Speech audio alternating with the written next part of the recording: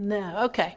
We're ready to start today. We're doing it a little bit different, and we've been having some technical difficulties. But anyway, okay, we're going to pick up kind of where we left off last time.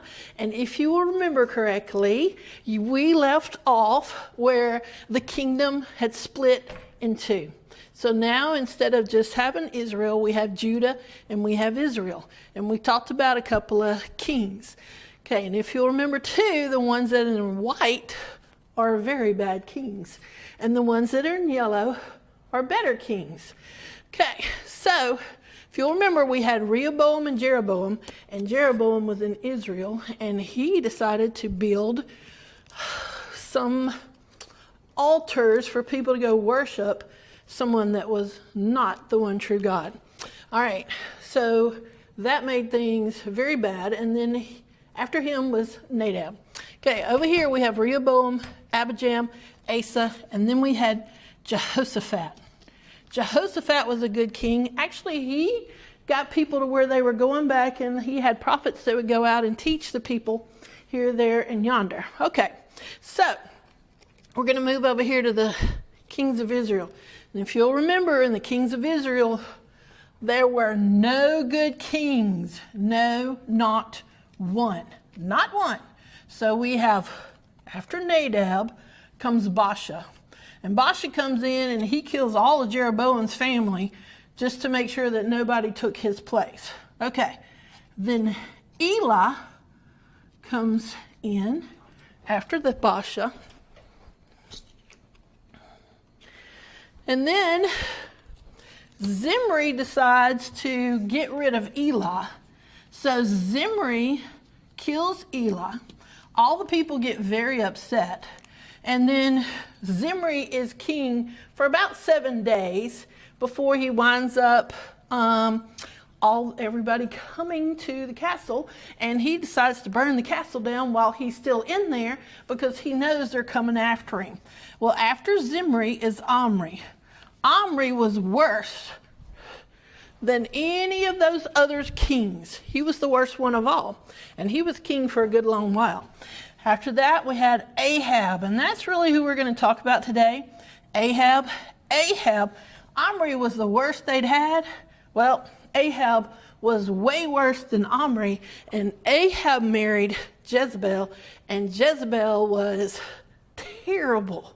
She was just terrible because she did not worship the one true God. She worshiped Baal. And that's who she wanted everybody else to worship. So they began worshiping Baal, and they were leading their people down the wrong path. Okay? So now we're going to watch a little video, and it will take you through the kings to here, and then we'll pick up from there where our story. Okay?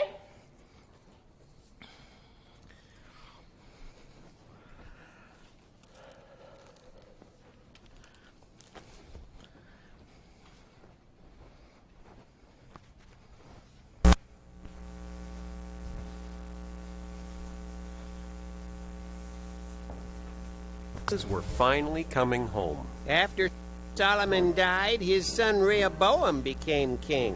All the Israelites came to him and said, "Your father worked us very hard. If you are more kind to us, we'll follow you as our king." That seems like a good deal. Yes, it was. So Rehoboam went to his friends, the guys he'd been partying with in high school, and asked them what he should do. They said, "Hey man, you're the king. Show them who's boss." So Rehoboam went back to the Israelites and said, "You think my dad worked you hard? Wait till you see how hard I'm gonna make you work." Oh, that seems like a really bad idea. Yes, it was. The Israelites said to Rehoboam, and I'm paraphrasing, "Phooey on you! We're not gonna follow you anymore." And they made Jeroboam their new king. Just like the prophet had said, God took Israel from Solomon's family and gave it to Jeroboam. But what about God's promise to David that one of his kids will rule God's people forever? You know, the Davidic covenant? Davidic, Ianic, Cloivic. Stop it. Good point. To honor David and his promise to David, God gave David's grandson Rehoboam one tribe to rule, Judah. That's right. Though technically it was 2 tribes, because tiny little Benjamin did whatever big brother Judah did. I wonder if Judah ever got annoyed and said, "Stop following me! Stop copying me!" I feel your pain, Judah. By the way, what are you doing this weekend? Can I come along? So the kingdom of Israel split in 2. No wonder they could have so many kings and queens. Yep. Jeroboam ruled over the 10 tribes in the north, and his kingdom was called Israel. Solomon's son Rehoboam ruled over Judah, and little Benjamin too. God's kingdom was broken in 2.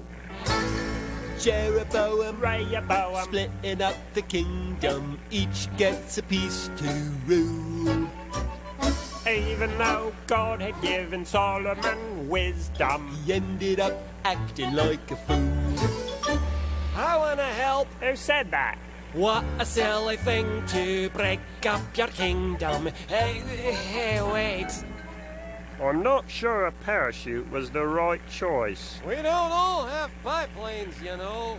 Did Jeroboam help the northern tribes follow God? Well, he could have, but he didn't.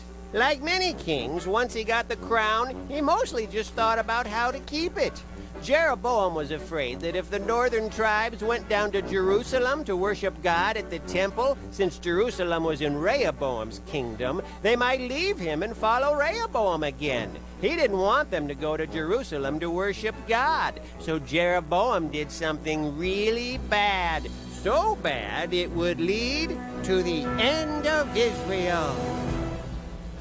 Hey, that's a good point for a commercial break. What?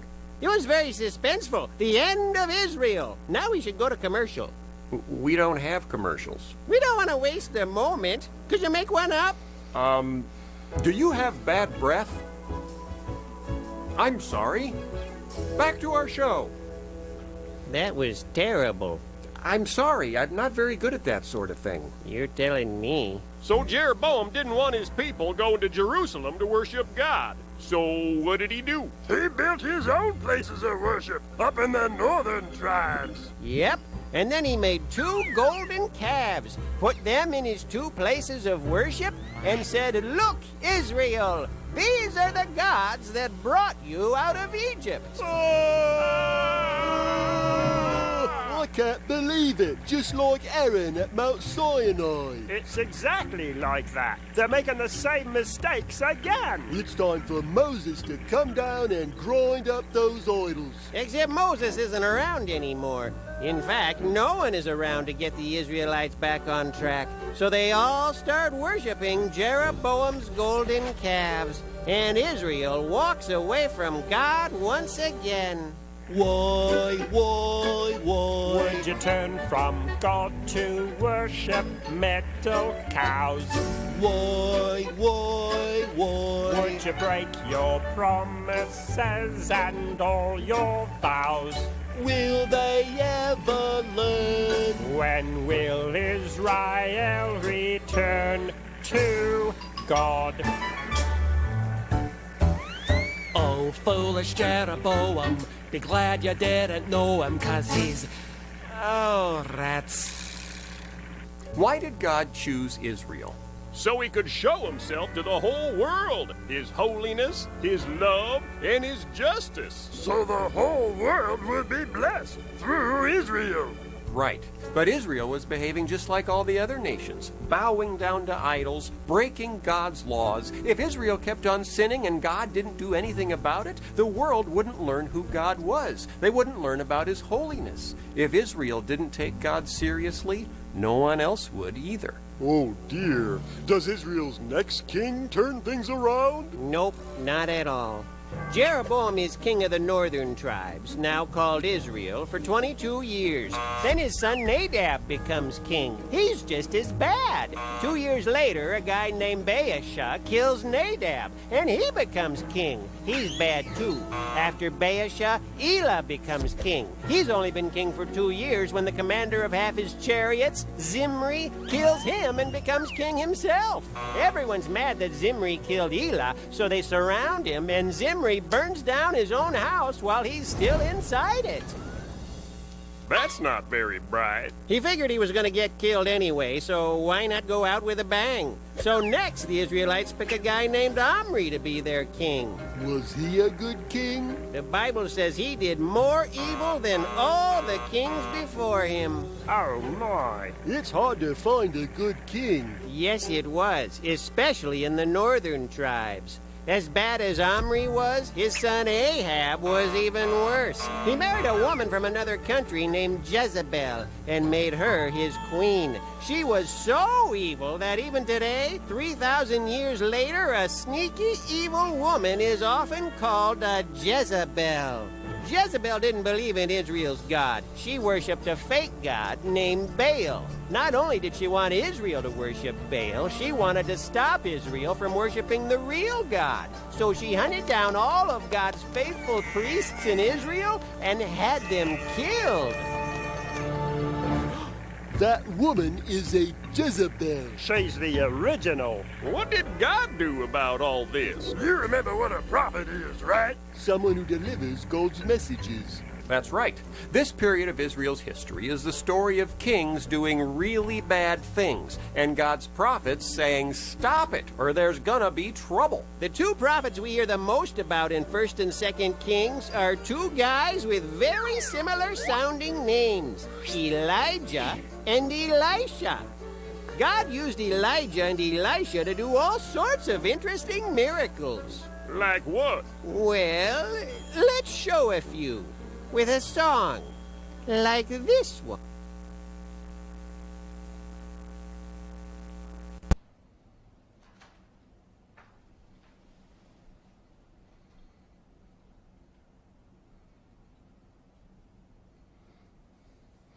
Okay, y'all are fixing to swing back over here to me. Oh, there I am. Hey.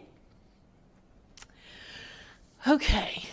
That should have served as a reminder kind of where we were before you left and then the kings that were there. And if you noticed, none of those kings were actually looking for what God wanted them to do. All of those kings were just looking at what they wanted to do. They were hurting people and worshiping false gods and doing all kinds of things they weren't supposed to be doing, and it was evil in the sight of the Lord.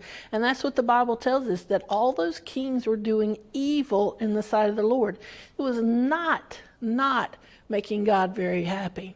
And so he sent a fella whose name is Elijah. And he sent Elijah, and he said, Elijah, I want you to go talk to Ahab about what all is going on. Okay, so Elijah, oh, these are kind of small. You might not be able to see these so very well. And we'll have to keep that. We'll remember that. So Elijah goes to Ahab, and I'm reading in my Bible, and I'm in 1 Kings chapter 17. And he says, Ahab, as the Lord God of Israel lives, before whom I stand, surely there will be neither dew nor rain these years except for by my word.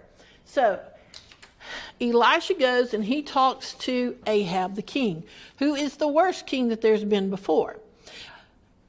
He tells him, God has told me there is not going to be any rain, not even dew, the wetness on the grass when you wake up in the morning sometimes. There won't be any of that again until Elijah says so, until God decides it.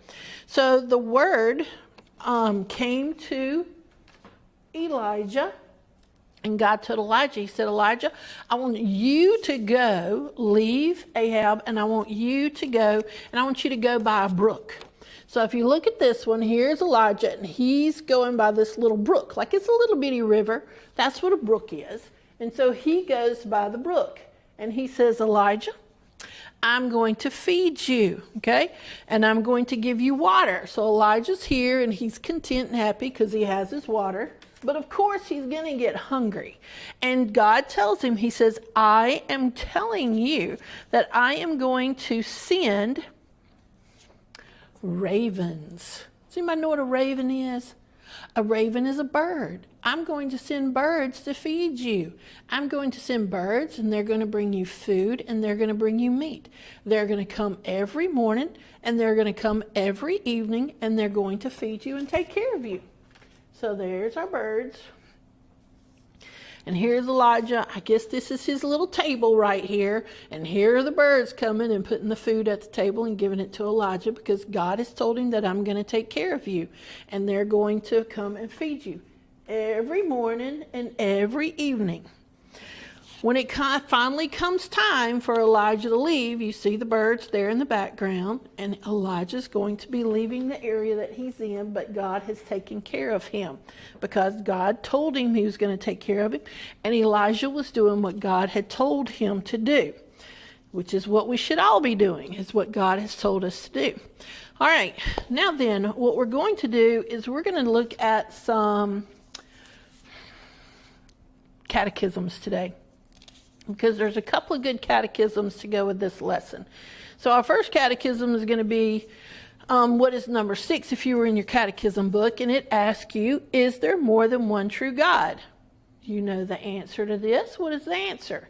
No, there is only one true God. That is correct. Now, what was Ahab and Jezebel worshiping and leading all of God's people to worship? Was it the one true God? No, it was not. It was Baal, which is a false god. It is an idol. It was a made-up thing. Okay, now then, I'm going to do another catechism. It says, what do the 10 Commandments teach? Okay, here's your answer for that one.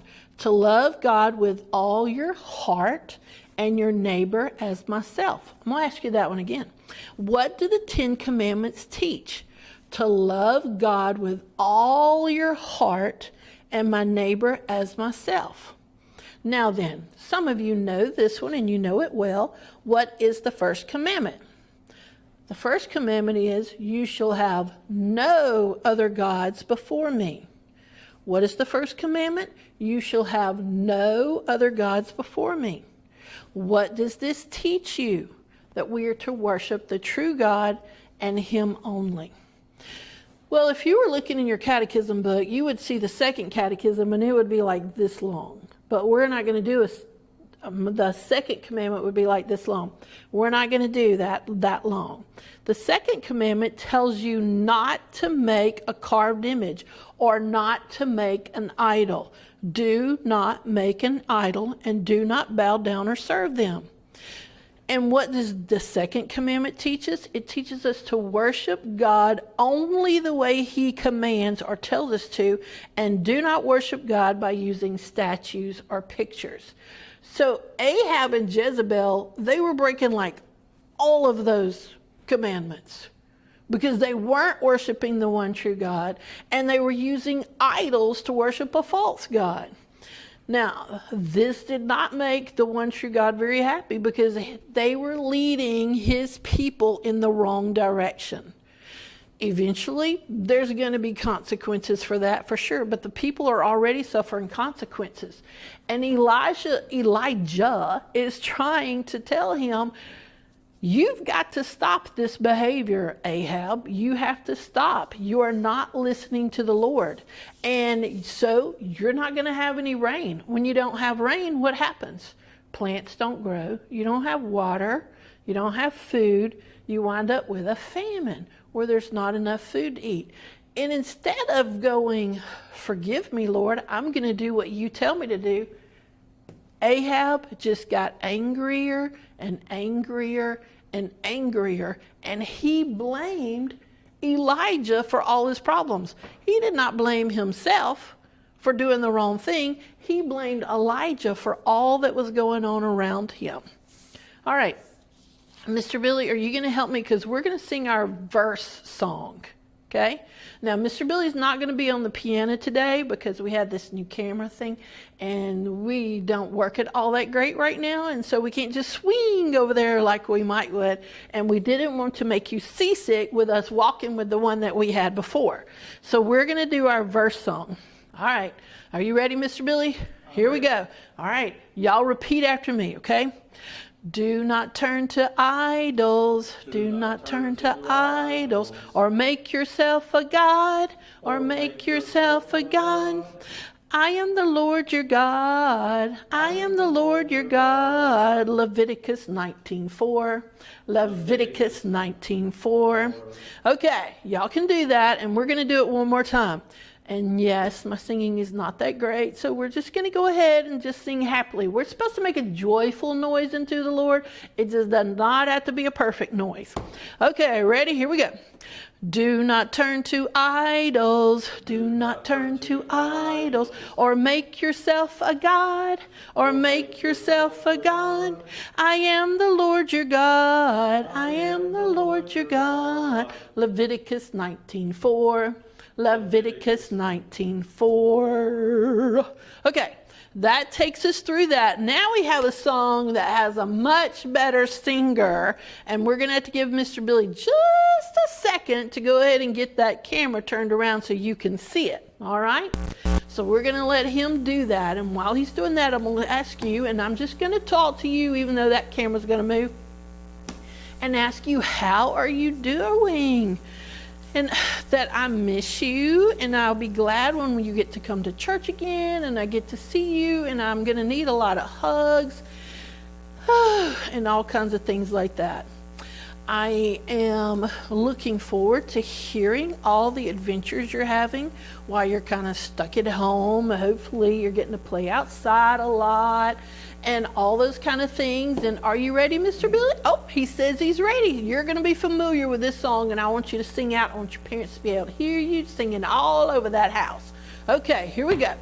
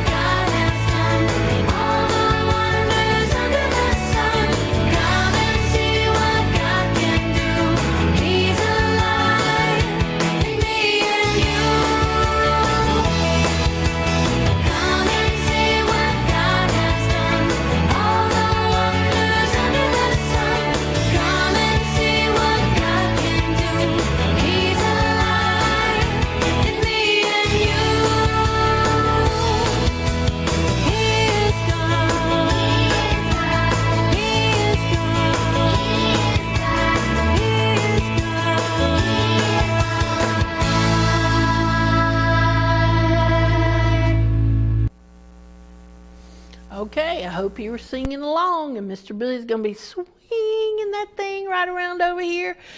You should have gotten an envelope from me. Okay, and in that envelope, there's enough materials for 2 different lessons from me. Okay, one is actually for this coming Sunday, which is the 19th, and one is for the next Sunday.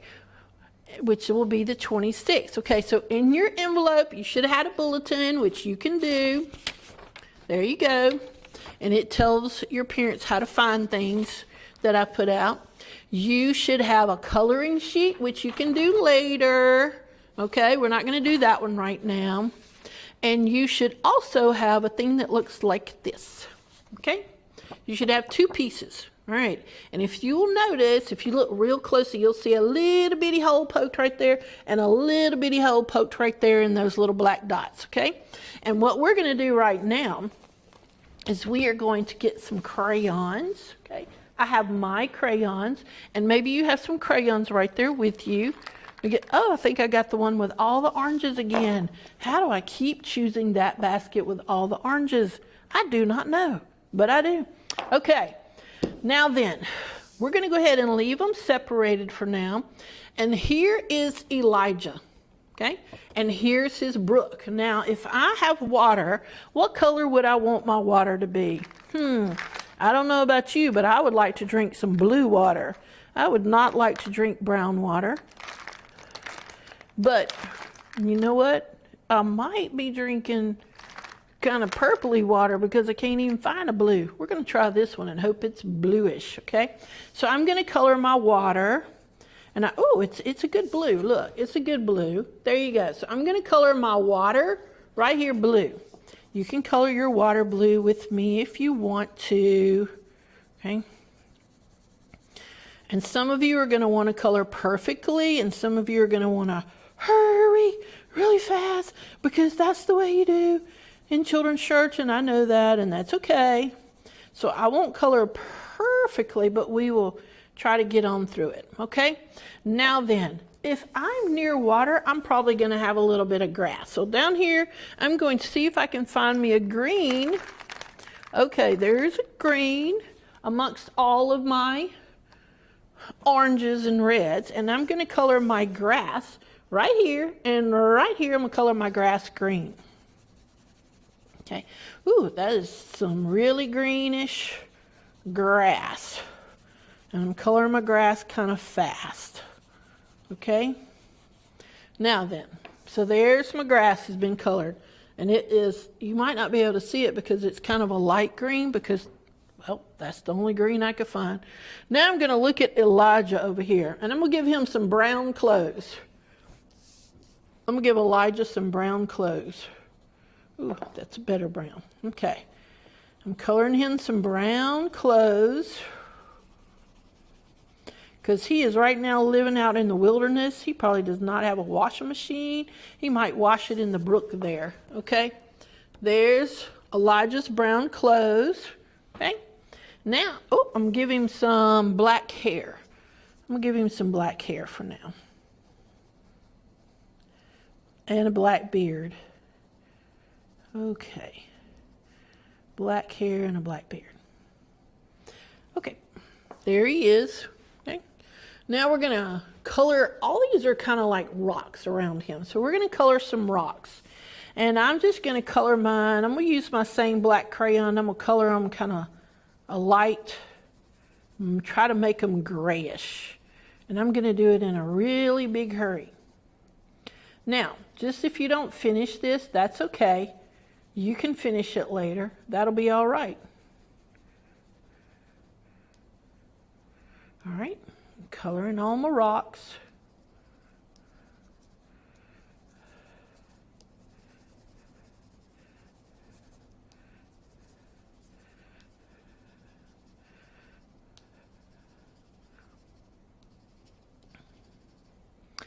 Oh, I'm color that one rock down there amongst my grass. Okay, there it is. There it is. Okay.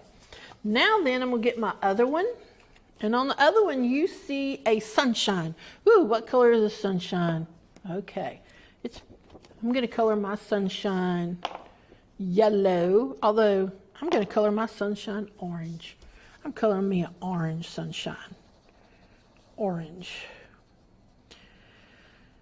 Okay, an orange sunshine, because that's in the daytime. There we go. There's my orange sunshine. Can you see that orange dot? I don't know. Okay. Now then, now I have my ravens. What is a raven? A raven is a bird, and the bird is taking care of Elijah.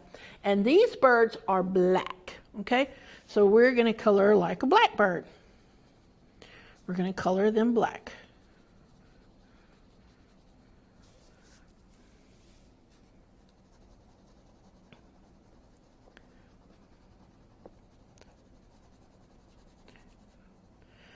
All right. I think I'm going to give him an orange beak. Okay, there's my blackbird. And since I have a lot of orange crayons, I'm going to do an orange beak. And then he's going to have some food in his mouth. I think this shall be yellow food. This shall be yellow food. Okay. Now this is my daytime sky, so I need to find my blue again. Oh, I got my blue, and I'm going to color my daytime sky blue. We've had a lot of blue skies lately. Last Sunday, Easter Sunday was not necessarily a blue sky, but we've had a lot of blue skies, so hopefully you've gotten to get outside a little bit, because don't want to be stuck inside all the time. Nope.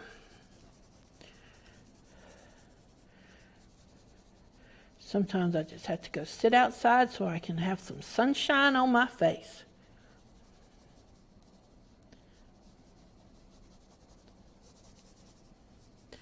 Ooh, I did that in a hurry.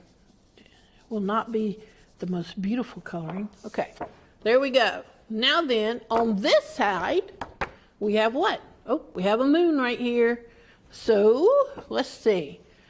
Let's go ahead and color our moon yellow so we can at least see it, even though we know our moon is pretty kind of, white. And then we can color our stars. We can color our stars yellow.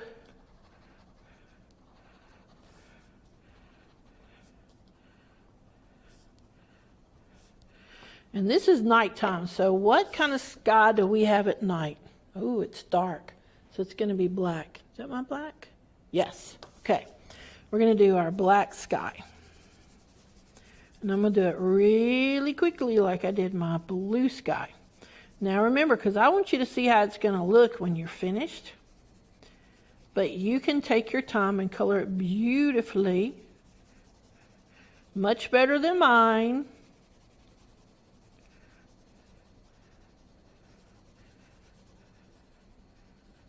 And you might be finishing a little bit later after we're done with this video. Okay, so here's my sky.